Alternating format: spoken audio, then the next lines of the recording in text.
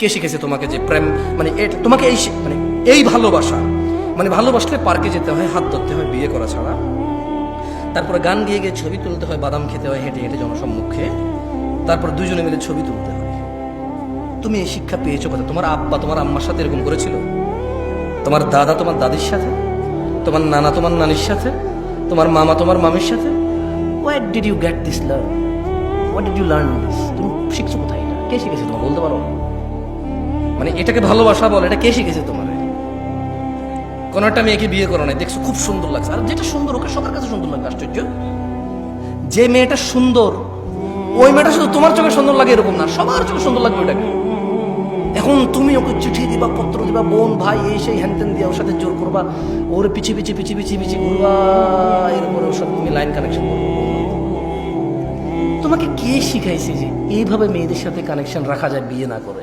ইসলাম তো বিয়ে করা ছাড়া কোনো মেয়ের আশপাশে যাওয়ার কোনো শিক্ষা নাই ইসলাম। তুমি কোথায় শিখতে পাইছো বলতে পারো আমাকে? বলেন তো কোথায় শিখছেন? নায়ক নায়িকারা শিখেছে। কে শিখেছে? নায়ক নায়িকারা শিখেছে। আল্লাহ আমাদেরকে বুঝার তৌফিক দান করুন, আমিন।